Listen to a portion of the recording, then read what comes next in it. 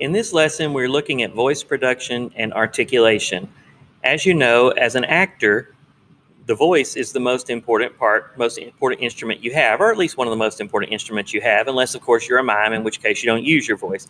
But what we're going to learn about this lesson is how to take care of our voice, how to improve our vocal capabilities, how to be heard, how to be understood, but also how to communicate meaning through the way we say the things we say, because the way you say things can change the meaning. Let's just take the word "oh" for a moment. That's the only word we're going to use. If you have a moment where you suddenly understand something, your "oh" might be something like this: "Oh." But if you have great shock or horror about something, it might be "oh." Or if maybe you're irritated with someone, "oh." Or maybe you're happy, "oh." Or maybe you're very sad, "oh." So every time we said the word "oh" was a little bit different. And that's because we changed the tone, we changed our volume, we changed our inflection, all of those things. So that's kind of what we're going to be working on in this lesson. Now, as we look at the next page, we find that we have to make sure we have enough volume to be heard.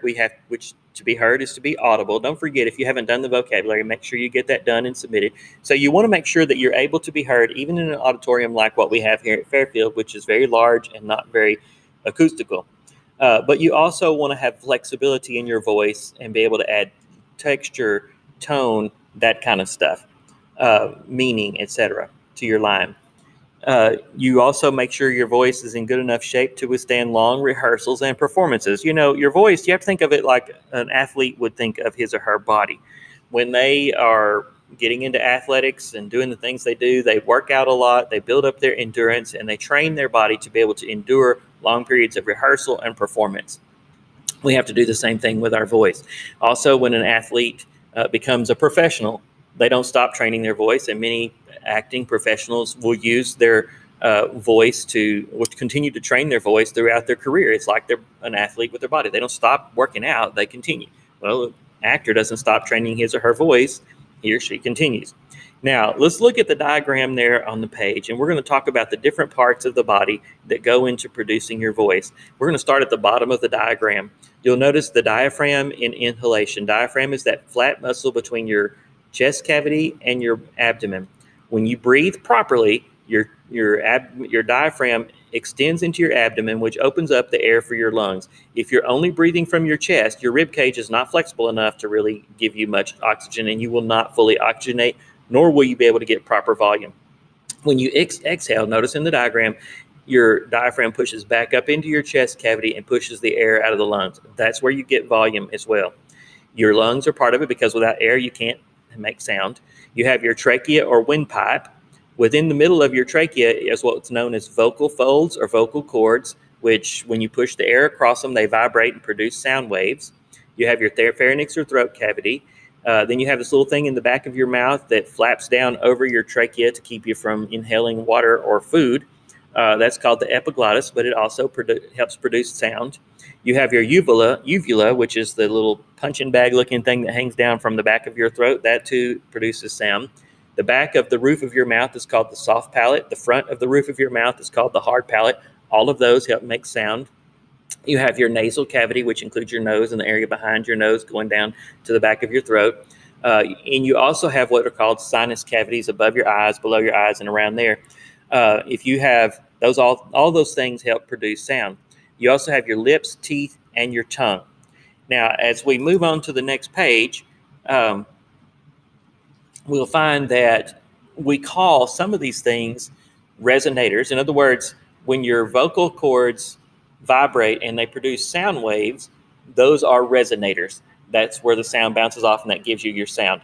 But we also have to form the sounds, to form the words. Those are our articulators.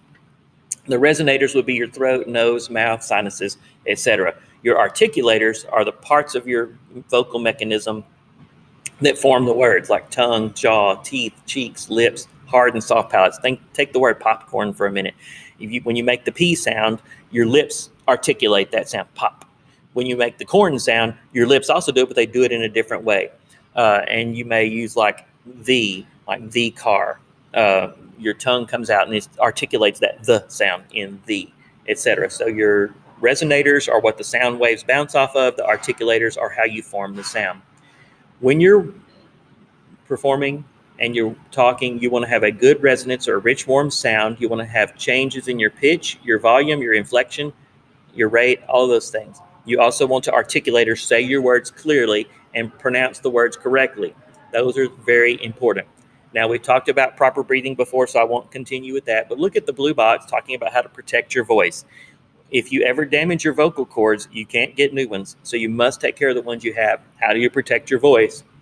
Well, you need to eat well, get enough sleep, and exercise regularly. That helps you to stay healthy, because if you get a cold or an upper respiratory infection, that could settle in your vocal folds, which could then cause damage that would not be reversible. You also don't want to smoke, drink alcohol, or vape, because those contain chemicals which will damage your vocal cords. You don't want to strain your voice by shouting when you have a cold or singing in an improper range. And you don't want to shout yourself hoarse at a ball game. If you breathe properly and use your diaphragm to expand into your abdomen to get the air in your lungs, and then you push by tightening up your stomach, and you get your volume from there, you won't go hoarse. You can shout, but without going hoarse. Now, we've talked about proper breathing, so we won't have to look at that. So let's look over there at the next page. Richer tone. Tone is dependent upon how your vocal mechanism is shaped, the size, and all those kind of things.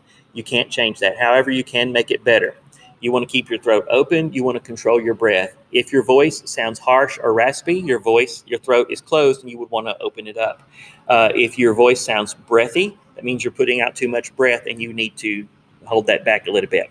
Here is a relaxation technique that you can use to relax your throat and open it up. Yawn exaggeratedly, take a deep breath, stretch, yawn again, and then say elongated vowel sounds like ah, ooh, ee, oh, those kind of things, and continue to do that over and over until you relax that voice and prepare it.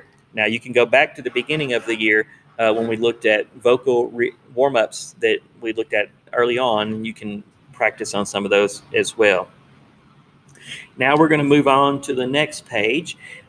Tone is the vocal element you use when you create different emotional colors when you speak or sing.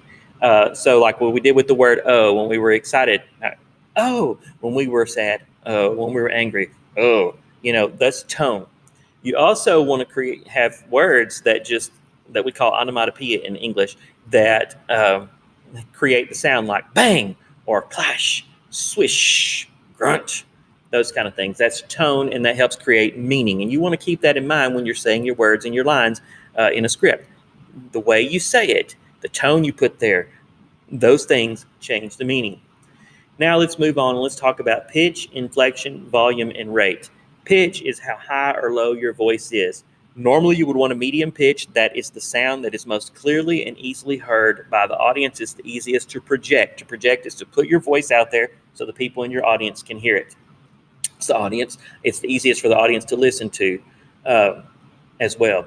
When you are acting, and if your voice has a high pitch to it, if your pitch goes up, that means it could be nervousness, excitement, anger, or fear.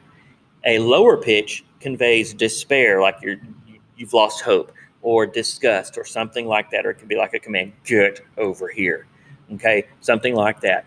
So your pitch helps create the feeling that your audience is trying to have with your character. So if you were excited, your voice might go up, and you might be telling like that with a higher pitch. That matters. That helps create what the audience understands about your character.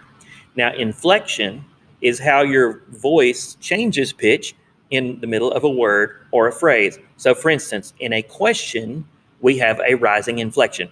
What is your name? You hear how it goes up towards the end. What is your name? And so that's rising inflection. You can have falling inflection, which is finality. Get over here. Like you're saying the last word, like get over here, and your voice goes down. If you have flat, sustained inflection, that could just be a statement. The car is red. You notice my voice really didn't change. Now you notice we also have a thing called circumflex. This is a combination of rising and falling inflection. which means that the voice goes up sometimes and it goes down sometimes. And that is used to express things like doubt or sarcasm, like you really are the smartest one in the room, or something like that would be doubt or sarcasm. Innuendo would be when you're trying to say something maybe suggestive that you don't want to say the actual words, so you would make a suggestion that way and use your rising and falling inflection to express that. Now, below the blue box, it talks about volume. Volume is the relative loudness of your voice. In theater, one of the things we really have to work on is projecting our voice, because if the audience cannot hear you, then there's no point in you being on stage, and there's no point in you saying your lines, and they also have lost their money because they paid to hear the play, and if they can't hear it, then that's a bad thing. So in order to project your voice, you take a good deep breath using your diaphragm like we've talked about, and you tighten up your stomach and you push the air out from there. That keeps you from damaging your vocal cords and also allows you to project or send your voice out to the very furthest parts of the auditorium. Rate is the speed at which you speak. The rate of speech can indicate many things about your character. If you are talking especially slow, then you may be old. You may have something important you want to say and you emphasize it by talking a little more slowly. You could have a state of sorrow, a state of exhaustion. It could be a character who maybe is not that bright. A faster rate of faster rate of speech indicates youth or maybe excitement, happiness, or anger, something along those lines. Now, on the next page, it talks about articulation and pronunciation. Proper breathing technique, great tone, perfect pitch will make no difference at all if you have poor articulation. Articulation is saying the words clearly. So sometimes you can be loud enough, but if you are not saying your words clearly enough, the audience won't understand what you're saying. That tends to be a problem with those of us from the South. We don't always say our words very clearly, so we have to really work hard. And this is one of the most challenging tasks for actors, that young actors especially, to make sure that you articulate and say the words correctly. Now, the Edpuzzle videos that I'm also including for this week will give some lessons on how to do that. So make sure you pay close attention, because your project for this chapter will include that as a major part of the grade. So make sure you do that very well. It says in the book, poor articulation is generally the result of carelessness and sluggish speech. It can make you sound as if you're talking through a mouthful of oatmeal. In real life, you can get away with that, but on stage, you cannot. You also have the problem of the delayed time from the time you say something to the time the audience hears it, processes it, and then understands it. And there is a delay in that. So if your speech is not clear, your audience in that delay, by the time they try to figure out what you say, they've already missed the next few words of your sentence. So please be careful that you articulate carefully. It's not like what we would normally do in real life, and it sounds strange, but on stage, you have to do it. You also need to make sure you pronounce the words correctly. As the actor, it is your responsibility to make sure that you know how to pronounce the words. If you can't pronounce them very well, then that doesn't work either, and doesn't speak well of you as an actor. So make sure you learn any words that you're not certain of and learn how to pronounce them correctly. Now, at the bottom of this page on the left-hand side, it gives some tongue twisters. Again, there are some of those in the Edpuzzle video, so I will not go over those now, but make sure you learn how to repeat those and say those and work on those sounds that each of those is dealing with. Like in the first one, 6 slim, sleek saplings stood silently. You'll notice there's lots of S's there. That's to help you articulate those. Say it slowly and then kind of speed up as you go. She sells seashells by the seashore. The next one, a big black bug bit a big black bear. You'll notice the articulation, the g and the t sound. It's very important that you say that. If not, it's just going to sound like a jumbled mess. So be careful to make sure you do that. Now for this last section, we're going to look at the career focus, a voice-over actor. You might think of those as people that narrate cartoons and things like that. You can make a pretty good living at that if you can really have a good, versatile, and flexible voice. It says many stage actors supplement their theater careers by working as voice-over performers. Though you may never have seen a voice-over actor, you hear them all the time. Typical voiceovers are radio spots, television commercials, corporate training films, documentary and educational film narration, and so on. Some actors make their livings entirely from this type of work. Most live in larger urban areas where talented agents aid them in their search for work. Agents take 10% or more of a voiceover actor's pay in exchange for getting the actor auditions with companies who are hiring for voiceover jobs. A career in voiceover requires a strong, supple voice, a personable, professional demeanor, and the ability to do dialects and or impressions. That would be vital if you're going to do voiceover. So you would maybe need to do well a British or a German or a Brooklyn accent, for instance.